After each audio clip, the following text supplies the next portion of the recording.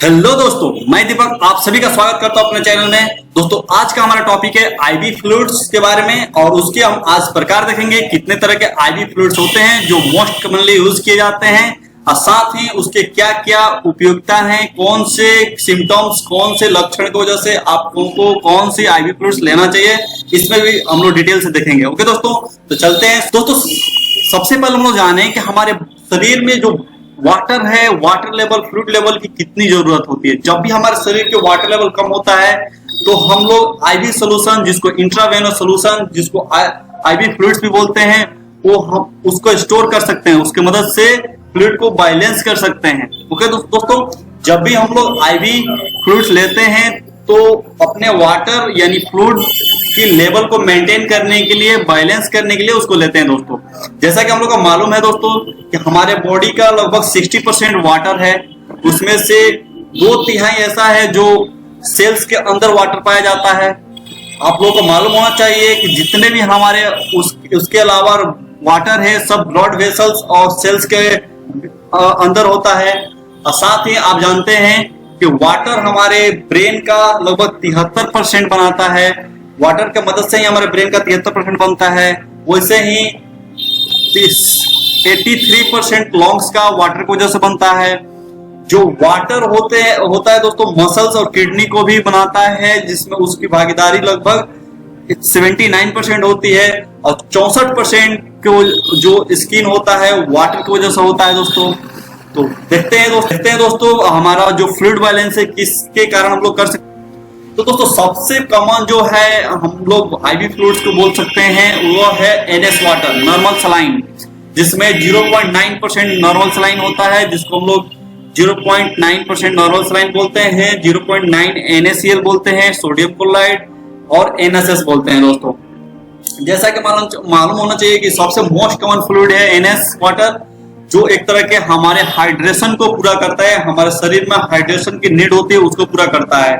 जैसे कि अगर वोमिटिंग हो जाए, दस्त हो जाए, डायरिया हो जाए या ब्लडिंग हो जाए, जैसे जिससे भी किसी कारणवश हमारे शरीर का फ्लूइड लेवल कम हो जाए, डिहाइड्रेशन ज्यादा हो जाए, तो उसको मेंटेन करने के लिए NS वाटर चलाया जाता है। दोस्तों तो एक्चुअल में जो होता है ये एक तरह का नॉर्मल सलाइन होता है, इसमें कुछ एक्स्ट्रा ग्लूकोज वगैरह नहीं होते, केवल सिंपल नॉर्मल वाटर होता है। दोस्तों एक तरह का आइसोटोनिक क्रिस्टलाइड होता है जो कंटेन करता है 0.9 सोडियम क्लोराइड।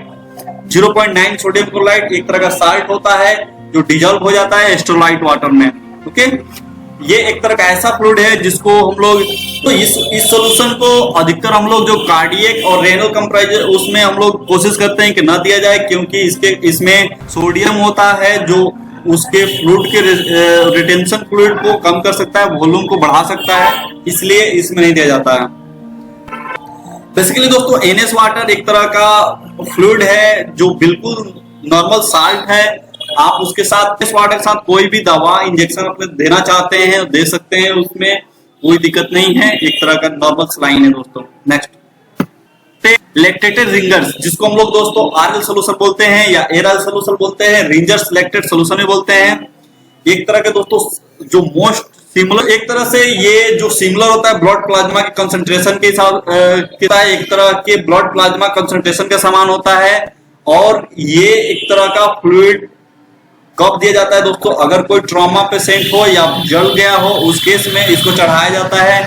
जब उसको ग्लूकोज साथ में दोस्तों ये जब चढ़ाया जाता है जब ब्लड लॉस भी हुआ हो, और मान लीजिए दोस्तों RL सोल्यूशन ब्लड लॉस के केस में चढ़ाया जाता है। इलेक्ट्रोलाइट इम्बैलेंस है, इलेक्ट्रोलाइट की कमी है तब भी चढ़ाया जाता है दोस्तों। ये एक तरह का आइसोटोनिक क्रिस्टलाइट, एक तरह का RL सोल्यूशन दोस्तों एक तरह का आइसोटोनिक क्रिस्टलाइट सोल्यूशन होता है, जिसमें sodium chloride, potassium chloride, calcium chloride and sodium lactate होता है एस्टलाइन वाटर में। तो इसका जो होता है pH 7.5 से ज्यादा होता है। पेशेंट को अगर लीवर प्रॉब्लम हो तो साथ में ये कोशिश किया जाता है कि इसको ना दिया जाए, इसको अवॉइड किया जाता है। और रेनल फेलर के इसमें चांसेस ज्यादा होते हैं दोस्तों अगर आप इसको यूज करते हैं, तो इसलिए इसको अवॉइड किया जाता है। 5% डेक्सट्रोज इन वाटर, दोस्तों ये 5% डेक्सट्रोज एक तरह का और आईवी सोल्यूशन है जो दोनों तरह का आइसोटोनिक हाइपोटोनिक के तरह पे यूज किया जाता है। और जो भी एक तरह का शुरू में हाइपोटोनिक जो सोल्यूशन होता है दोस्तों, D5 dilutes the osmolality of the extracellular cells के बाहर फ्लूइड होता है उसको डाइल्यूट करने का काम करता है। साथ ही जब भी हमारा सेल्स ऑब्जर्व कर लेता है डेक्सट्रोज को तो उसको, और जब भी हमारा सेल ऑब्जर्व करता है डेक्सट्रोज को तो साथ में जो वाटर बचता है और इलेक्ट्रोलाइट बचता है उसको आइसोटोनिक सोल्यूशन बनाने का काम करता है दोस्तों। D5 सोल्यूशन जो होता है दोस्तों उस खासकर जो वॉल्यूम डेफिसिट में नहीं दिया जाता है, फ्लूइड मतलब D5 सोल्यूशन होता है दोस्तों खासकर आपके फ्लूइड वॉल्यूम कमी में हो तो उसमें नहीं दिया जाता है, वॉल्यूम डेफिसिट में नहीं दिया जाता है, बिकॉज क्योंकि ये डाइल्यूट कर देता है प्लाज्मा को, इलेक्ट्रोलाइट कंसंट्रेशन को डाइल्यूट कर देता है। साथ ही इसमें हम लोग देखते हैं कि जब रिकवरी होती है कार्डियक का रेनल कंडीशन में उस समय अवॉइड किया जाता है। तो इस सोल्यूशन में कैलोरीज होती है और डेक्सट्रोज की वजह से, डेक्सट्रोज एक तरह का एनर्जी है, ग्लूकोज है, एज ए सॉल्यूट उसमें होता है, वो हमारे लिमिटेड एक न्यूट्रिशन प्रोवाइड कराता है।